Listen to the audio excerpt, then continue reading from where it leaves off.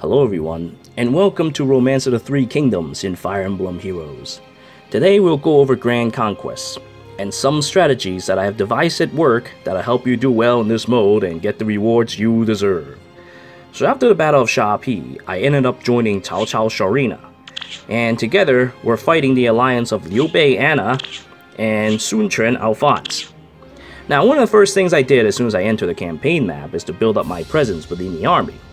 So first, I need to climb the GC rank and get as high as possible. To get the maximum rank meant that the score you gain from battle will splash to neighboring provinces, kinda like Pain Plus. To do so, I highly recommend looking all over the maps around you for something that you would do well in. For instance, a map with 2 camps, like this one. So a map having 2 camps meant that 1, you're less likely to get flanked, and 2, seizing just that one camp will immediately bring you to S rank in the camp category. Now there are also other map types that bring you closer to enemy fortresses, like this one. Hold on a second.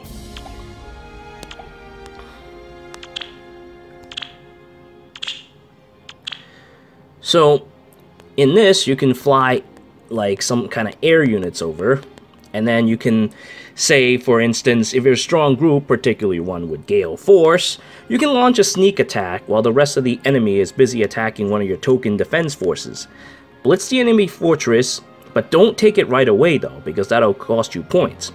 Just stand there on their spawn points and then cheese the rest of the map.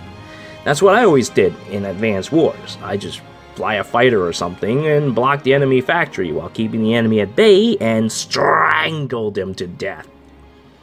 Now, there are also some testing being done about obstruct keeping the enemy from teleporting to different camps, but I haven't managed to see it working. I'll keep testing that though. Anyway, so the initial stages are to go and find the right spot for your squad to level in, and if they have adjacency bonuses, such as this, even better. Some territories give unit bonus, certain bonuses like for all stats, guaranteed follow-ups, etc, etc. Those are worth looking into, because they're literally free points. Now, once you have trained enough, you can really start thinking about shaping the world map. Now, the map changes every 2 hours, depending on who has the most point in a region.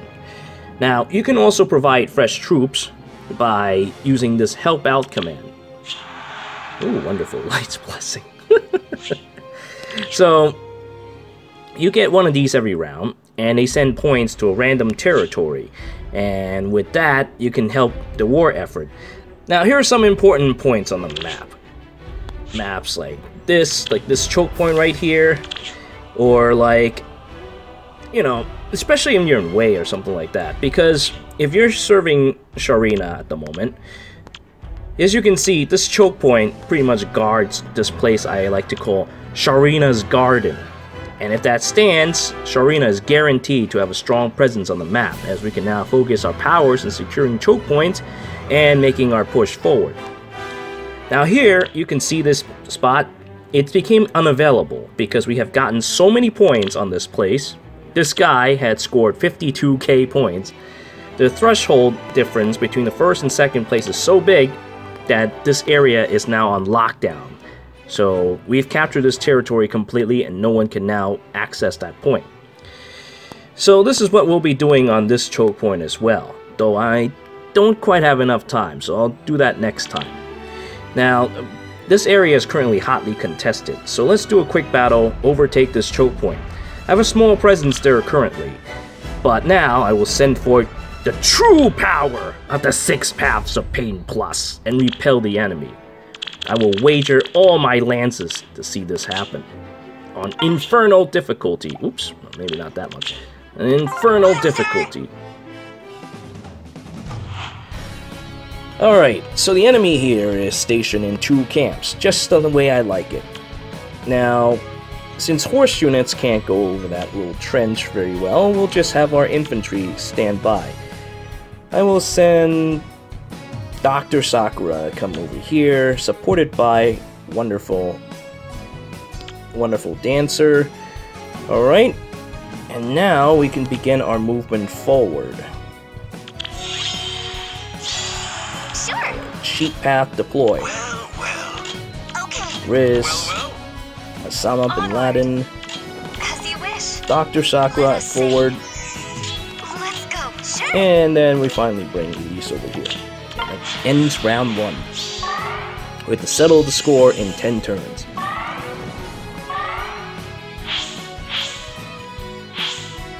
Oh, the enemy has finished staging. Alright, let's see. How do we torch them? Well, I can do an initial attack with Dr. Sakura. And then I'll weaken all their attacks like this. So now Roy's wonderful Brave Bow can't do as much damage. I one-shot him 22. Oh yeah, I can do it if I were to do this. As you will. Let's see here. Okay. Alright, now I'll use my second secret technique. The Dark Overlord Elise can shut down all enemy resistance by using her candlelight. And now Priscilla will inflict pain plus all over this territory, and allowing Jenny to sneak in, kill Roy, and spread even more pain in that area. Glad to help. Now, let's move our forces forward, and oh boy, this glimmer might hurt. Hopefully one of our guys can tank that. Oh, actually, what am I saying? I can still move. Do my best. Almost forgot about that. Alright, now you can die too. Whoop-boom. Alright, now let's see. The best part about Pain Plus is that it splashes. Oh, wow, that's a one-shot kill. Ooh, poor Priscilla. The beauty about Pain Plus is that you can inflict all kinds of damage and it won't build up enemy skill gauge. So I can just freely damage people and they won't be able to do a damn thing about it. Now, let's see. What should I do? I should get rid of Jerome so that I can sneak in a candlelight over there. So that's what I'm going to do real quick. Took him out, splash some pain, then send the Dark Overlord over. Yeah, this is the best spot, I think. And spread some candlelight all over this place. Candlelight has been deployed, and now we will simply send in the sheep path. On the way. Can Elise kill? Oh yeah, Elise is so incredibly strong that Zelgius does not stand a chance. Now that he's finished, let's move on and clean up.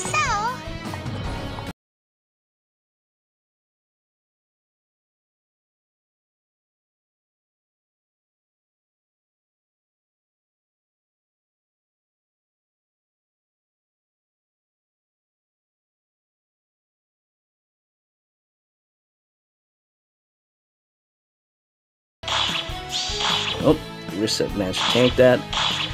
Alright, you're finished. Oh, but man, Marissa can actually reach Elise. Thankfully, though, Elise is so terrifying that she just blocked it with the power of miracles. Alright, now we need to seize this camp so we can start deploying within. Now, let's see. How should I do this? Kill Azura now. That's what I'll do. Do my best.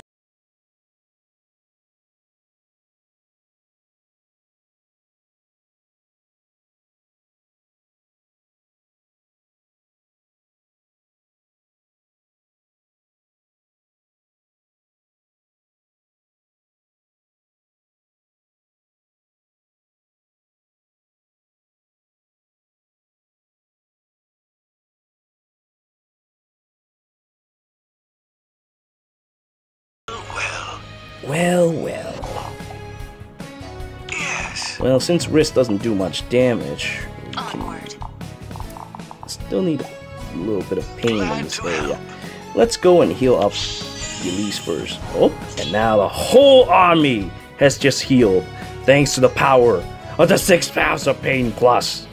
Come on. Alright, now we can take down Xian like this.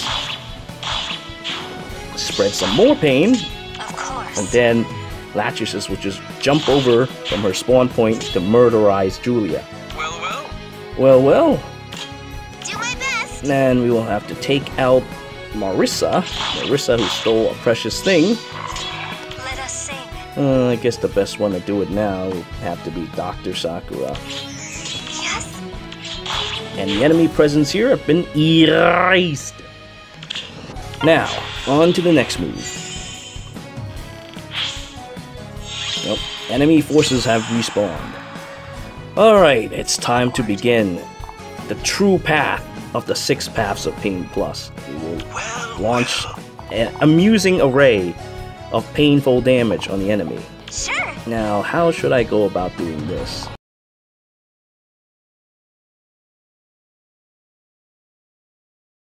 If I were to hit that spot, all these enemies will no longer be able to counterattack.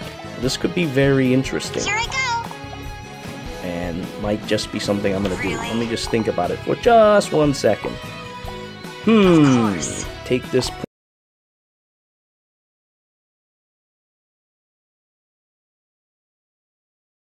It is kind of risky. Maybe I should just send Risk to do it for the time being.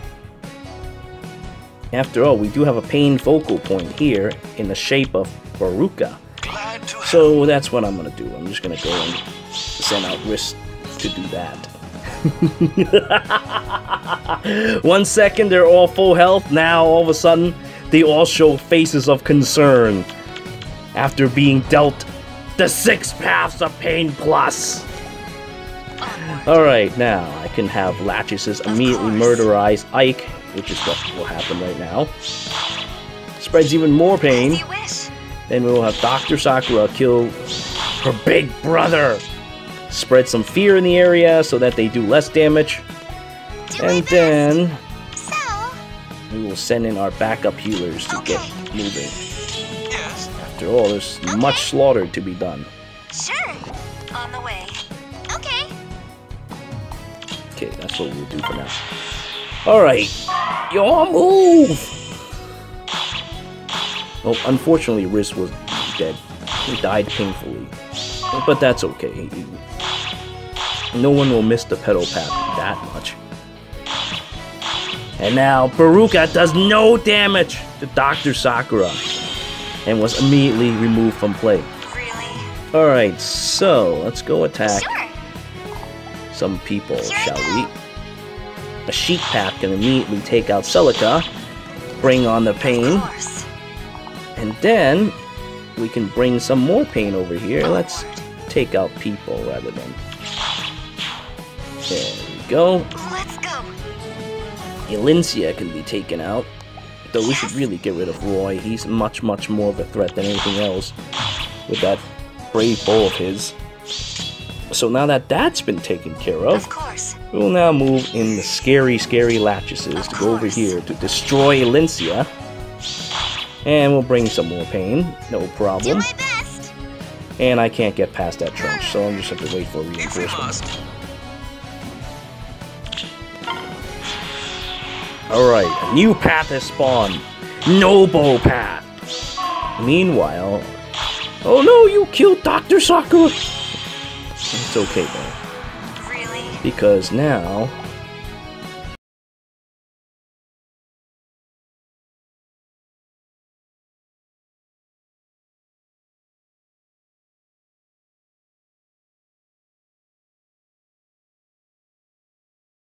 Now... Let's kill this. Let us sing. Move the sheep path over. Sheep path starts attacking the enemy fortress. And then Terror Path murders Marissa. Yes. And then Asama and the friends will get closer. That is the power of the 6 paths of Pain Plus. The sheep path was damaged, entering into vantage range. Oh, and now the enemy has been completely wiped out just now. Terrifying! Alright, now we need to get rid of Zelgius. He's an eyesore. He's blocking the way, so we need to get rid of him this time. Let's see. First, we do so by shutting down all enemy counterattacks with Candlelight. And then, Come on. let's see. So, Zelgius won't die from that, but that's okay. We have the 6 paths to inflict ridiculous chunks of damage. Let me see, what would be the best path to do that in? sure. Alright, well, let's hit Julia over here. Doing chunks of damage. Well, well. Though I don't think I can take the camp this turn. Oh, actually, no, I can. I can definitely do it. I killed 20 people already, so I don't need to kill any more. So let's just go and finish them off now. Do this. Sure. Do this. And that is how the 6 Paths of Pain Plus gets full S rank on Infernal difficulty. Look at all these points that I've just gained. Is this not terrifying? And then my tier just goes up and up and up. Alright, so now with that, our presence here has increased significantly. And as you can see, the horrifying presence of the Dark Overlord Elise is now rank 1 in this territory. We'll probably be able to take this territory because there's only 2 minutes left on the map. So as you can see, we have just secured the choke point, the important choke point of this map. And now we don't have to worry about the enemy from entering Sharena's garden. So now, the rest of our forces can focus elsewhere and spread mayhem. So this is basically a rundown on how to do Grand Conquests in Fire Emblem Heroes. Now, while the game is still going to be RNG and, you're going to be paired up with people who don't know what they're doing, you can still have some semblance of control unlike in Voting Gauntlet, where you're like completely at the mercy of the multiplier.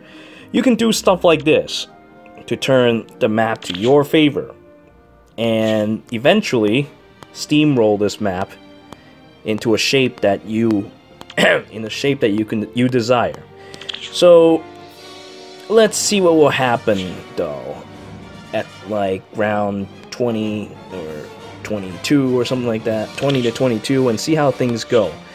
But for the most part, that's the end of my lesson for the day. Now, I would recommend getting to using these things to get yourself to GC tier 20, but after you hit that, you should really rely on natural stamina and save your crests. Well, of course, you don't even need to get to GC tier 20. I mean, it really depends on how far the rounds have progressed. But around, like, say, the last 4 or 5 rounds, you should start saving up these crests so that you can do stuff like what I just did earlier and maintain a stranglehold on the map. Oh. And what I've just done is taking over that map. So now we have these territories. A new round has refreshed, and we have these territories under our control. So we have 13 territories. We should probably do a little bit better than that, but we'll see what happens at the end. Now, another type of reward, the one that obviously is the one most sought after, is the number of territories. Now, I say we're sitting at a pretty decent spot. Of course, I don't know about getting 20 areas. That does sound a little outrageous considering the current battle balance. But something like this is fairly modest. 4,900 feathers, that's pretty handy for 2 days worth of work. And really, you're doing most of it at the end. Anyway, so that's my little rundown on Grand Conquest. Oh, and one last thing about finding out what gives you the most points. I say you should compare your points by starting high, like on Infernal. If you don't clear the map, try to take a camp. If you can't, see how high a score you can get from simply defending the points and killing enemy units.